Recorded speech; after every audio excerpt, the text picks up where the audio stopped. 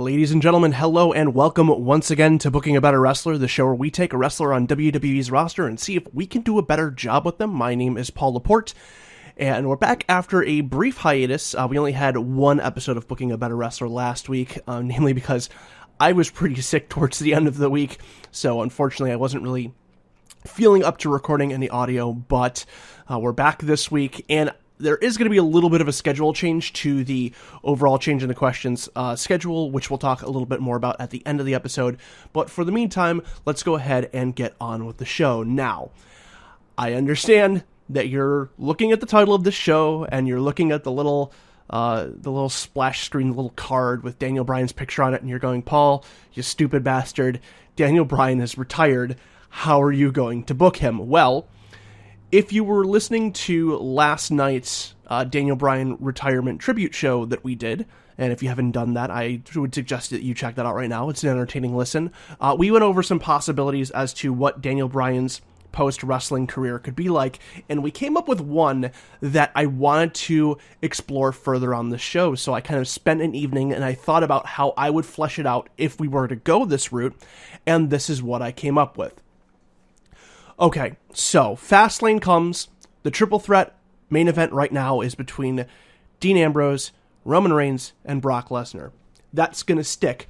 But the night of Fastlane, at the beginning of the show, Triple H comes out and makes the announcement that the triple threat is going to be a last man standing match, meaning that you not only have to keep one opponent down, but you have to keep both of your opponents down for a 10 count to win. As a result, this main event is completely grueling. This is a longer than usual main event, and these three men beat each other absolutely senseless. Towards the end of the match, Triple H comes out with a sledgehammer and demolishes all of them. He just beats them senseless with the sledgehammer, with anything else, with pedigrees, chairs, whatever, until they're all knocked out, and then he orders the ref to count to 10. The ref counts all three men down, and then Triple H grabs the mic and declares that no one won, and the pay-per-view goes off the air. Monday night, Triple H comes out, and he is fully pleased with himself. He basically is laughing at everybody and questions if people thought that he was actually going to let one of those guys face him at WrestleMania. He hates Roman Reigns, he hates Dean Ambrose, and he hates Brock Lesnar, so why would he face any of them? The truth is, he's the champ, and he runs the company, so he doesn't have to defend the belt against anyone at WrestleMania. Hell, he doesn't have to defend the belt ever. He's going to be WWE champion until he retires, and since he doesn't have to wrestle, he plans on holding this belt well into his 80s. He laughs at the crowd, he laughs at everyone in the locker room. He has pulled off the ultimate heist, and no one can stop him. Cue Vince McMahon's music. Vince comes out. He asks Triple H if he really plans on not defending the belt at WrestleMania. Triple H loses some of his bluster and he says, well, no, Vince, I wasn't planning on it. Vince looks at Triple H and he says to him, you're my daughter's husband. You're the father of my grandchildren. Hunter, you're my family. And I love my family almost more than anything else. But if there's one thing that I love more than my family, it's WrestleMania. Vince then says he clearly needs to do something about this, and he's going to make an announcement at the end of the evening regarding his plans. Fast forward to the end of Raw, Vince comes out and he tells everyone exactly what he's planning on doing, and he calls Triple H out onto the stage. Vince says that since this is an election year, and he's been watching all this coverage on the news, he's been inspired. He says that for the first time ever, the person who will handle the day-to-day operations of WWE will be determined by the people. The people are going to vote on who the authority is going to be from this point forward. Now, we already have Triple H as the first candidate, and he's the candidate of the establishment. He's the candidate of those who already hold the power. We need a candidate who is going to represent the people, the everyman. Cue Flight of the Valkyries, Daniel Bryan's music. Daniel Bryan comes out on stage and Triple H is just livid. Vince states that the people will vote on Triple H or Daniel Bryan to determine the new GM of Raw the night after WrestleMania. And in the interest of giving Daniel Bryan equal time, he is going to let Daniel be the GM of Raw and SmackDown for 1 week leading up to WrestleMania. He also gives Daniel Bryan the chance to book one WrestleMania match to see how he'd handle the big events, quote unquote. And he's going to let him make the match right now. Daniel Bryan grabs the mic and he says that he's going to book the main event of WrestleMania. And the main event is going to be a fatal 4-way elimination match between Triple H, Roman Reigns, Dean Ambrose, and Brock Lesnar for the WWE World Heavyweight Championship. And Raw goes off the air. Now, the details of this election are further fleshed out on SmackDown. The rules are going to be that neither man can fire anyone in the company until the results of the election are decided, and Triple H may not make any matches involving his WrestleMania opponents, as Vince wants to put on the best match possible. Triple H is obviously freaking out about everything that's going on, while the rest of the locker room is taunting him. They realize that the guy who is previously untouchable is now... that's falling away. He's losing his power. But Triple H is not going to go down without a fight. He comes out the following Raw and says that he's going to take this election seriously and show once and for all that he truly knows what's best for business. And he goes out of his way to book a dynamite show.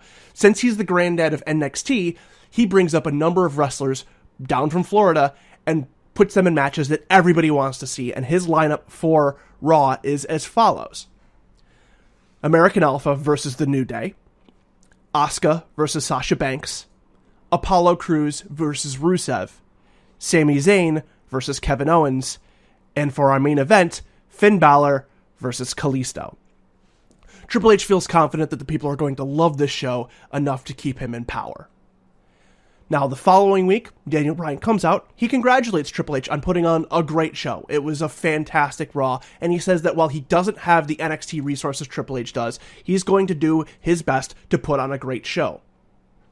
He says he feels that Triple H needs a warm-up match to get him ready for WrestleMania, as Triple H only wrestled briefly in the Royal Rumble, and he might have some ring rust that he needs to shake off. So for the main event, Triple H is going to be taking on AJ Styles.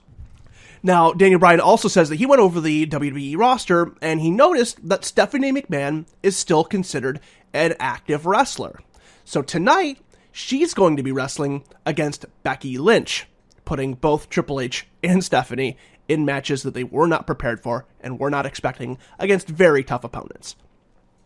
Daniel Bryan also books the following matches: The New Day and Mark Henry versus the Social Outcast in a Survivor Series style elimination match. He books Neville versus Tyler Breeze. And finally, he books The Undertaker versus Braun Strowman. Now, this is a match that nobody wants to see at WrestleMania, but it would be a good match for Monday Night Raw, and it would surprise everybody with a rare Undertaker match. Now, as far as Triple H and Stephanie's matches go, Stephanie faces Becky Lynch. Becky Lynch handily beats her, submits her with the disarmor. Triple H takes on AJ Styles, and AJ Styles runs circles around Triple H and makes him look like he should, rusty and old. AJ Styles beats Triple H and makes him submit to the calf crusher. Now, the remaining Raws and SmackDowns leading up to WrestleMania can continue to play on this theme. The locker room taking sides, Triple H trying to bribe wrestlers on giving them what they want, so they'll push him on social media. They could even do like a traditional democratic debate between the two, but ultimately everything is going to be focused on the fans getting what they want and getting the fans interested in what's going on and actually building momentum towards WrestleMania instead of just stalling and biding their time like they usually do. WrestleMania comes along, the main event happens. Immediately at the bell, Brock Lesnar, Dean Ambrose, and Roman Reigns team up and just maul Triple H. They beat him from pillar to post, taking out all the aggression and frustration that Triple H has caused them. Triple H is the first man eliminated after he eats dirty deeds, followed by a Superman punch, followed by an F5. And from there, we get a rematch from Fastlane between these three men who are more than capable of putting on a good match, and a different match from the match that they had at Fastlane. So hopefully, even though the fact that we are repeating essentially the same main event 2 shows in a row, nobody's going to complain. And honestly, the winner of this match, for the purposes of this episode, isn't really that important. It could be any 3 of those guys, and we could go and make good stories off of any of them. So the following night, on Raw, after WrestleMania, the vote's held. Everybody can vote with their phones and online like they do for any other WWE poll, and Daniel Bryan will presumably, I can't see any other scenario in which this doesn't happen, but Daniel Bryan will presumably win in a landslide. At the end of the evening, as Daniel Bryan is given control of WWE going forward as the new general manager, he calls Triple H out onto the stage, and he tells Triple H that he remembers everything that he put him through. He remembers how he had the title on multiple occasions, and it was taken from him by Triple H. He remembers how in order to get back what was rightfully his, he had to compete in the most grueling night of his life, and had to beat him, Batista, and Randy Orton all in the same evening. And by the time he finally got his chance to hold and defend that title, he was too hurt to do it.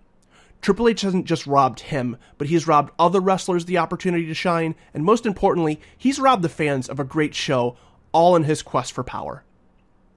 Then he asks Triple H if there's anything he wants to say for himself. Triple H just grabs the mic, dejected, looks at Daniel Bryan, and he says, "Are you going to fire me?" And Daniel Bryan responds, "Yes." All right, ladies and gentlemen, that's going to wrap it up for this episode of Booking About a Wrestler. I do hope you enjoyed. As far as changes to the schedule, I do believe we are going to bring Booking About a Wrestler back to once a week, and we are going to replace the second episode of Booking About a Wrestler with our Let's Play of Total Extreme Wrestling, which if you haven't checked that out, I have put a little teaser episode for that up on our YouTube page already.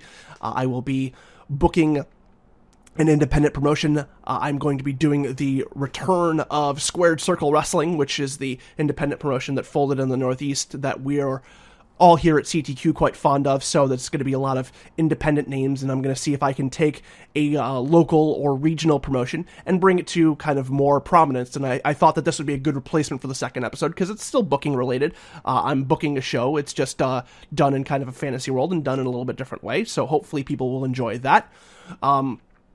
Also, we will be doing more episodes of Changing the Questions, but because I was sick last week, I don't know if we're going to be doing any this week. I think we are going to just replace Tuesday's episode with the Daniel Bryan tribute, and maybe I'll try and come up with something for Thursday, but that will be back to its full regular schedule next week with either our usual guest host or something different. And we also may have some extra stuff going up on the channel. I'm always trying to think of new stuff. If you guys are enjoying this, again, please be sure to like and subscribe. Definitely helps out. I'd love to cross the 50 subscriber mark sooner rather than later. Also, be sure to comment on this video, leave your feedback, or you can send us your feedback at changingthequestions@gmail.com or on Twitter at changingtheqs, which is at changingtheqs. Also, be sure to like us on Facebook, and that's going to do it. Again, thank you so much for listening. We'll see you again soon. Bye-bye.